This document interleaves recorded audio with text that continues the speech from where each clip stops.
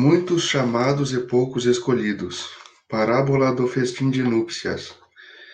1. Jesus, falando ainda por parábolas, lhes disse: O reino dos céus é semelhante a um rei que, querendo realizar as núpcias de seu filho, enviou seus servidores para chamar às núpcias aqueles que a ela foram convidados. Mas eles se recusaram a vir. Ele enviou ainda outros servidores, com ordem de dizer da sua parte aos convidados: Eu preparei meu jantar, fiz matar meus bois e tudo o que havia feito cevar. Tudo está preparado, vinde às núpcias. Mas eles não se preocuparam e se foram, um à sua casa de campo e outro ao seu negócio. Os outros se apoderaram de seus servidores e os mataram após lhes ter feito vários ultrajes. O rei, tendo sabido disso, se encheu de cólera e, tendo enviado seus exércitos, exterminou esses homicidas e queimou a sua cidade. Então ele disse aos seus servidores: O festim de núpcias está todo preparado, mas aqueles que haviam sido chamados dele não foram dignos. Ide, pois, nas encruzilhadas e chamai para as núpcias todos aqueles que encontrardes. Seus servidores, indo então pelas ruas, reuniram todos aqueles que encontraram, bons e maus, e a sala de núpcias ficou cheia de pessoas que se sentaram à mesa. O rei entrou em seguida para ver aqueles que estavam à mesa, e tendo notado um homem que não estava com a roupa nupcial, lhe disse: Meu amigo, como entraste aqui sem ter a roupa nupcial? E esse homem permaneceu mudo. Então o rei disse aos seus servos: Atai-lhe as mãos e os pés e lançai-o nas trevas exteriores. Aí haverá pranto e ranger de dentes, porque há muitos chamados e poucos escolhidos. São Mateus, capítulo 22, versículos 1 a 14. 2. O incrédulo sorri a esta parábola, que lhe parece de uma puerilidade ingênua, porque não compreende que se possa criar tanta dificuldade para assistir a uma festa, e ainda menos que os convidados estendessem a resistência até o massacre dos enviados do senhor da casa. As parábolas, diz ele, sem dúvidas, são figuras, mas ainda é preciso que elas não saiam dos limites do verossímil.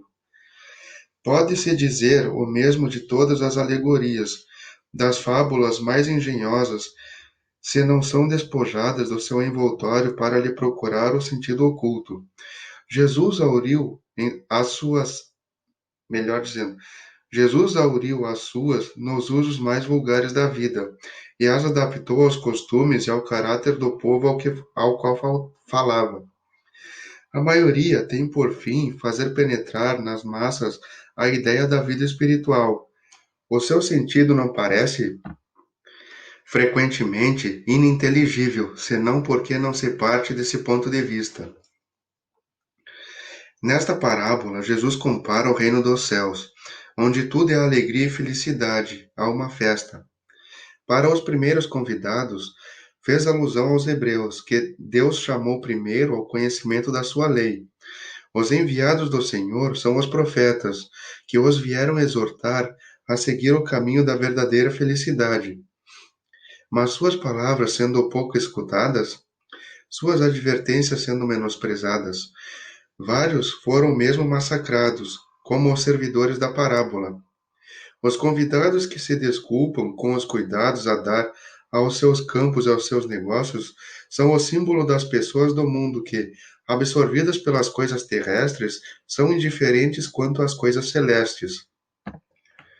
Era uma crença entre os judeus de então que sua nação deveria adquirir a supremacia sobre todas as outras.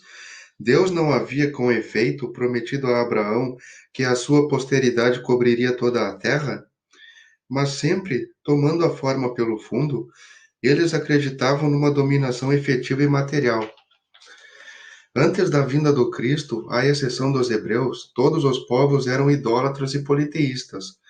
Se alguns homens superiores ao vulgo conceberam a ideia da unidade divina, essa ideia ficou no estado de sistema pessoal, mas em nenhuma parte foi aceita como verdade fundamental, a não ser por alguns iniciados que escondiam os seus conhecimentos sob um véu misterioso, impenetrável às massas. Os hebreus foram os primeiros que praticaram publicamente o monoteísmo. Foi a eles que Deus transmitiu a sua lei, primeiro por Moisés, depois por Jesus. Foi desse pequeno foco que partiu a luz que deveria se derramar sobre o mundo inteiro, triunfar do paganismo e dar a Abraão uma posteridade espiritual tão numerosa quanto as estrelas do firmamento.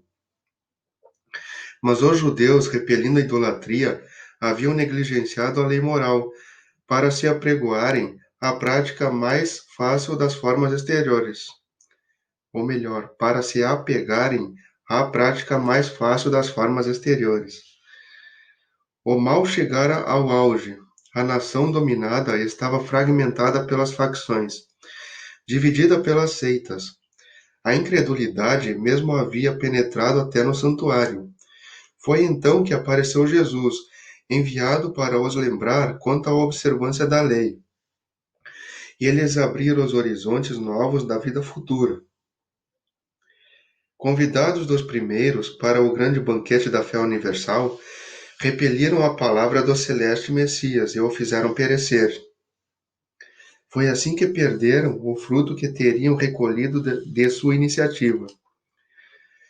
Seria injusto, todavia, acusar o povo inteiro desse estado de coisas. Essa responsabilidade cabe especialmente aos fariseus e aos saduceus, que perderam a nação pelo orgulho e pelo fanatismo de uns e pela incredulidade de outros.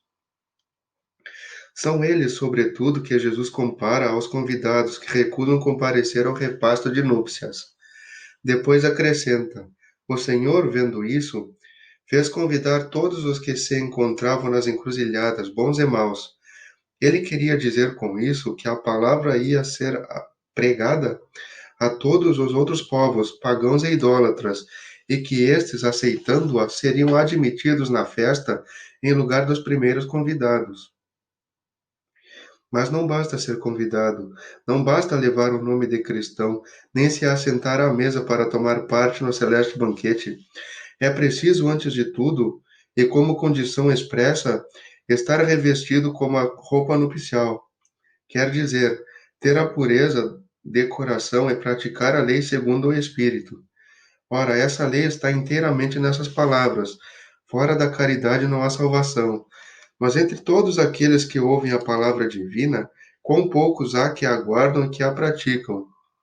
Quão poucos se tornam dignos de entrar no reino dos céus? Por isso Jesus disse: haverá muitos chamados e poucos escolhidos. A porta estreita. 3. Entrai pela porta estreita, porque a porta da perdição é larga, e o caminho que a ela conduz é espaçoso, e há muitos que por ela entram. Quanto a porta da vida é pequena, quanto o caminho que a ela conduz é estreito, e como há poucos que a encontram. São Mateus, capítulo 7, versículos 13 e 14. 4. Alguém lhe tendo feito esta pergunta: Senhor, haverá poucos que se salvam? Ele lhe respondeu: Fazei esforços para entrar pela porta estreita, porque eu vos asseguro que vários procurarão por ela entrar e não o poderão. E quando o pai de família tiver entrado e fechado a porta, e que vós, estando do lado de fora, começardes a baterem dizendo: Senhor, abri-nos, ele vos responderá: Eu não sei de onde sois. Então recomeçareis a dizer: Comemos e bebemos em vossa presença, e vós ensinastes em nossas praças públicas. E ele vos responderá: Eu não sei de onde sois. Retirai-vos de mim, todos vós que cometeis a iniquidade. Será então que haverá pranto e ranger de dentes, quando vereis que Abraão, Isaque, Jacó e todos os profetas estarão no reino de Deus, e que vós outros sereis enxotados para fora. Virão do Oriente e do Ocidente, do Setentrião e do Meio-Dia, os que terão lugar ao festim no reino de Deus. Então aqueles que são os últimos serão os primeiros, e aqueles que são os primeiros serão os últimos.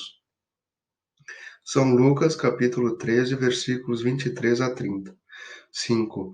A porta da perdição é larga, porque as mais paixões são numerosas, e o caminho do mal é frequentado pela maioria. A da salvação é estreita, porque o homem que a quer transpor deve fazer grandes esforços sobre si mesmo para vencer as suas más tendências, e poucos a isso se resignam. É o complemento da máxima: há muitos chamados e poucos escolhidos. Tal é o estado atual da humanidade terrestre, porque a Terra, sendo um mundo de expiação, o mal nela predomina. Quando ela estiver formada, ou melhor, quando ela estiver transformada, o caminho do bem será o mais frequentado. Essas palavras, pois, devem se entender em seu sentido relativo e não no sentido absoluto. Se tal devesse ser o estado normal da humanidade, Deus teria voluntariamente votado à perdição a imensa maioria de suas criaturas. Suposição inadmissível, desde que se reconhece que Deus é todo justiça e todo bondade. Mas de que ações más esta humanidade poderia se tornar culpada para merecer uma sorte tão triste em seu presente e em seu futuro, se ela estava inteiramente relegada sobre a terra e se a alma não tivesse tido outras existências? Por que tantos entraves semeados em seu caminho? Por que essa porta tão estreita que é dada ao menor número transpor, se a sorte da alma está fixada para sempre depois da morte? É assim que, com a unicidade da existência, se está incessantemente em contradição consigo mesmo e com a justiça de Deus. Com a anterioridade da alma e a pluralidade dos mundos, o horizonte se amplia, a luz se faz sobre os pontos mais obscuros da fé. O presente e o futuro são solidários com o passado. Então somente pode-se compreender toda a profundeza, toda a verdade e toda a sabedoria das máximas do Cristo. Aqueles que dizem Senhor, Senhor, não entrarão todos no reino dos céus. 6. Aqueles que dizem Senhor, Senhor, não entrarão todos no reino dos céus, mas somente entrará aquele que faz a vontade do meu Pai que está nos céus. Vários me dirão naquele dia: Senhor, Senhor, não profetizamos em vosso nome? Não expulsamos os demônios em vosso nome? E não fizemos vários milagres em vosso nome? E então eu lhes direi claramente: Retirai-vos de mim, vós que fazeis obras de iniquidade. São Mateus capítulo 7, versículos 21 a 23. 7. Todo aquele, pois, que ouve estas palavras que eu digo e as pratica, será comparado a um homem sábio que construiu sua casa sobre a rocha.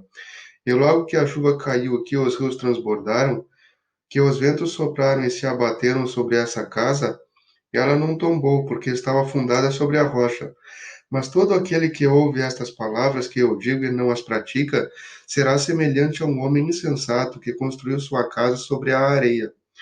E logo que a chuva caiu, que os rios transbordaram, que os ventos sopraram e se abateram sobre essa casa, ela ruiu e sua ruína foi grande. São Mateus, capítulo 7, versículos 24 a 27, e São Lucas, capítulo 6, versículos 46 a 49. 8. Aquele, pois, que violar um desses menores mandamentos e que ensinar aos homens a violá-los, será considerado no reino dos céus como o último. Mas aquele que os executar e ensinar será grande no reino dos céus. São Mateus, capítulo 5, versículo 19.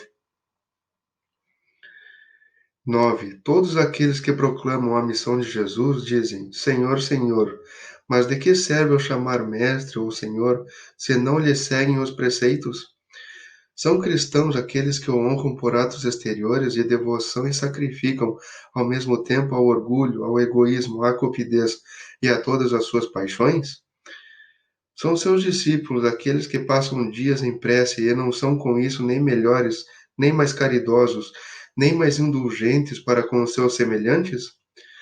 Não, porque assim como os fariseus, eles têm a prece sobre os lábios e não no coração.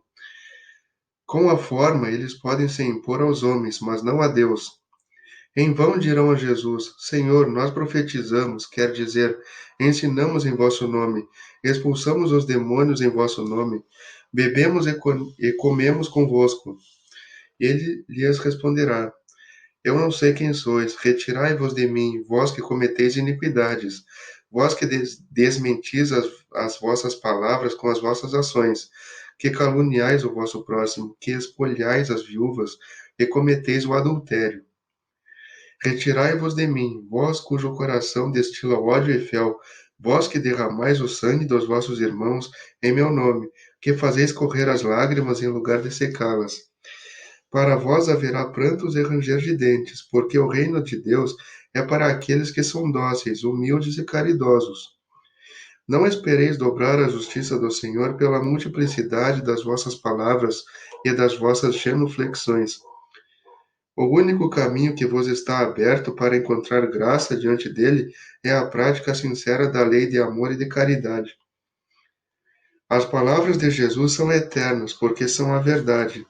Elas são não somente a salvaguarda da vida celeste, mas a garantia da paz, da tranquilidade e da estabilidade nas coisas da vida terrestre. Por isso, todas as instituições humanas, políticas, sociais e religiosas que se apoiarem sobre as suas palavras serão estáveis como a casa construída sobre a pedra. Os homens a conservarão porque nelas encontrarão a sua felicidade, mas aqueles que as violarem serão como a casa construída sobre a areia. O vento das revoluções e o rio do progresso as carregarão. Muito se pedirá àquele que muito recebeu. 10. O servitor que houver sabido a vontade de seu senhor, e que todavia não estiver preparado, e não tiver feito o que esperava dele, será batido rudemente. Mas aquele que não houver sabido sua vontade, e que tiver feito coisas dignas de castigo, será menos punido. Muito se pedirá àquele a quem se tiver muito dado, e se fará prestar maiores contas àqueles a que se tiver confiado mais coisas. São Lucas, capítulo 12, versículos 47 e 48. 11. Eu vim a este mundo para exercer um julgamento, a fim de que aqueles que não veem vejam, e aqueles que veem se tornem cegos. Alguns fariseus que estavam com ele ouviram estas palavras e lhe disseram: Somos nós, pois, também cegos? Jesus lhes respondeu: Se fosseis cegos, não teríeis pecado, mas agora dizeis que vedes, e é por isso que vosso pecado permanece em vós. São João, capítulo 9, versículos 39 a 41. Estas máximas encontram, sobretudo, sua aplicação nos ensinos dos Espíritos. Todo aquele que conhece os preceitos do Cristo é culpável, seguramente, de não os praticar, mas além do Evangelho que os contém, não estar difundido senão nas seitas cristãs, entre estas, quantas pessoas não o leem? E entre aqueles que o leem, quantos há que não o compreendem? Disso resulta que as próprias palavras de Jesus estão perdidas para a maioria. O ensino dos Espíritos, que reproduz esta máxima sob diferentes formas, que as desenvolve e as comenta para as pôr ao alcance de todos, tem a particularidade de não ser circunscrito a cada um, letrado ou iletrado, crente ou incrédulo, cristão ou não, e pode receber uma vez que os Espíritos se comunicam por toda a parte. Nenhum daqueles que o recebem, diretamente ou por intermediários, pode pretextar ignorância. Não pode se desculpar nem por sua falta de instrução, nem pela obscuridade do sentido alegórico. Aquele, pois, que não as aproveita para o seu adiantamento e que as admira como coisas interessantes e curiosas, sem que seu coração por elas seja tocado, que não é nem menos vão, nem menos orgulhoso, nem menos egoísta, nem menos apegado aos bens materiais, nem melhor para o seu próximo, é tanto mais culpado quanto tenha maiores meios de conhecer a verdade. Os médios que obtêm boas comunicações são ainda mais repreensíveis em persistir no mal, porque frequentemente escrevem a sua própria condenação, e se não estivessem cegos pelo orgulho, reconheceriam que é a eles que os espíritos se dirigem. Mas em lugar de tomar para si as lições que escrevem, ou que vêm escrever, seu único pensamento é de as aplicar aos outros, realizando assim esta palavra de Jesus: Vedes um argueiro no olho do vosso vizinho, e não vedes a trave que está no vosso. Capítulo 10, número 9. Por estas outras palavras, se fosseis cegos não teríeis pecado, Jesus entende que a culpabilidade está na razão das luzes que se possui, Ora, os fariseus que tinham a pretensão de ser, e que eram, com efeito, a parte mais esclarecida da nação, eram mais repreensíveis aos olhos de Deus do que o povo ignorante. Ocorre o mesmo hoje. Aos espírita, pois será pedido muito, porque receberam muito, mas também àqueles que tiverem aproveitado será dado muito. O primeiro pensamento de todo espírita sincero deve ser o de procurar, nos conselhos dados pelos espíritos, se não há alguma coisa que possa lhe dizer respeito. O espiritismo vem multiplicar o número dos chamados. Pela fé que proporciona, multiplicará também o número dos escolhidos. Instruções dos Espíritos. Dar-se-á àquele que tem. 13. Seus discípulos, se aproximando, lhe disseram: Por que lhes falais por parábolas? Eles respondendo, disse: É porque para vós outros foi dado conhecer os mistérios do reino dos céus, mas para eles não lhes foi dado. Porque a quem já tem, se lhe dará ainda, e estará na abundância. Mas para aquele que não tem, se lhe tirará mesmo o que tem. Por isso eu lhes falo por parábolas, porque vendo eles não veem, e escutando não ouvem, nem compreendem. E a profecia de Isaías se cumpre neles quando disse: Escutareis com os vossos ouvidos e não ouvireis, olhareis com os vossos olhos e não vereis. São Mateus, capítulo 13, versículos 10 a 14. 14. Prestai bem atenção naquilo que ouvis, porque se servirá para convosco da mesma medida da qual vos servistes para com os outros, e vos será dado ainda mais. Porque se dará àquele que já tem, e para aquele que não tem se lhe tirará mesmo o que tem. São Marcos, capítulo 4, versículos 24 a 25. 15. Dá-se àquele que já tem, e tira-se àquele que não tem. Meditai estes grandes ensinos, que frequentemente vos parecem paradoxais. Aquele que recebeu é o que possui o sentido da palavra divina, e não a recebeu senão porque tentou dela se tornar digno. E o Senhor, em seu amor misericordioso, encoraja os esforços que tendem ao bem.